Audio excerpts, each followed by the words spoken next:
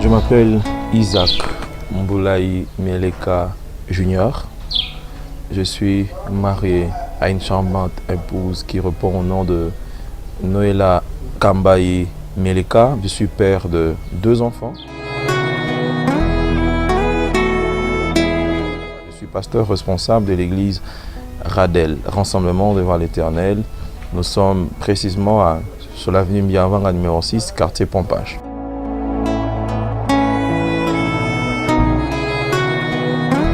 Ça fait maintenant presque 20 ans que je suis chrétien, que je donnais ma vie au Seigneur.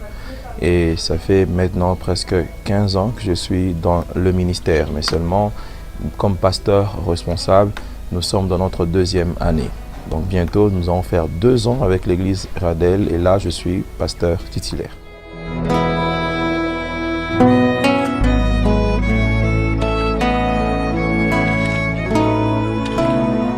Nous a donné un message et notre message est basé sur 3 socles: la miséricorde de Dieu, la grâce et les secours divins. Donc nous démontrons à l'humanité, aux hommes, la place et l'importance de la grâce.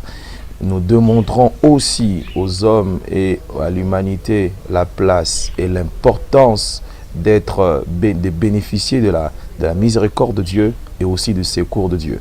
Donc, ce qui fait que ces 3 choses font le socle de notre message.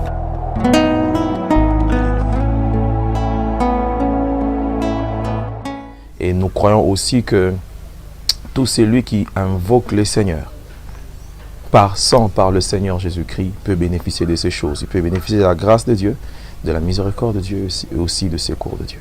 Mais nous avons aussi une devise.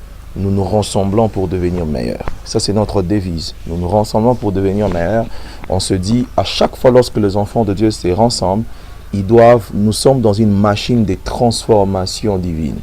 Dieu transforme notre mentalité, il transforme notre cœur, il transforme notre manière d'agir et de réagir. Du coup, lorsque nous sortons de nos réunions, nous sortons comme des hommes et des femmes transformés. Et de là, nous avons notre devise, nous nous rassemblons pour devenir meilleurs. Notre leadership est un leadership qui est basé sur le modèle. Ça veut dire, je dois être un modèle pour tous ces jeunes qui sont tout autour de moi. Du coup, si je me retrouve face à 5 jeunes, 10 jeunes qui sont de vrais modèles, automatiquement, chacun d'eux aussi dans son environnement familial, estudiantin ou autre, il crée aussi de modèles comme lui. Nous croyons que si tous les hommes de Dieu, ou si l'Église pouvait comprendre cette dimension de travail, nous allons envahir le monde. Et je crois que nous devons rectifier peut-être le type de leadership. C'est-à-dire, nous ne devons pas enseigner aux gens ce qu'ils doivent faire, mais ils doivent voir en nous ce qu'ils doivent faire. Ce qui fait que l'Église doit être un modèle dans son environnement, non seulement local, mais aussi universel. Dieu m'a fait grâce de m'envoyer beaucoup de jeunes et nous travaillons à ce que non seulement qu'ils voient en nous un modèle, qu'ils fassent ce qu'ils voient en nous, mais aussi faire d'eux aussi des modèles pour que là où ils iront, que les gens aussi cherchent à les imiter. On apprend aussi aux autres de se sacrifier pour l'œuvre de Dieu, chose que nous-mêmes nous faisons d'abord, et tous ces jeunes, tous ces hommes et femmes, adultes et enfants qui sont à l'église, nous leur apprenons aussi à être prêts pour se sacrifier pour l'œuvre de Dieu. Le défi de la société ne sont pas seulement des défis matériels, mais aussi spirituels.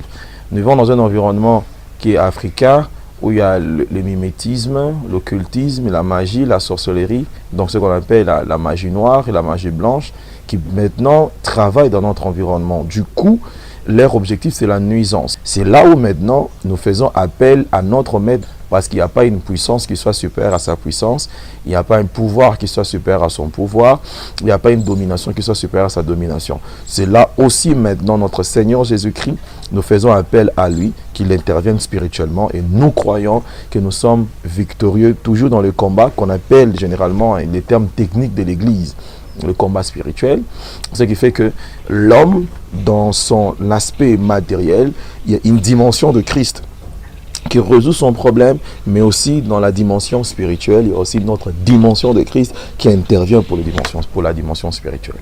Il est digne d'honneur notre roi, il rend toutes choses possibles. Un Dieu qui se sert de nos insuffisances et de nos imperfections humaines pour nous accorder la grâce de fleurir dans sa gloire et dans sa majesté.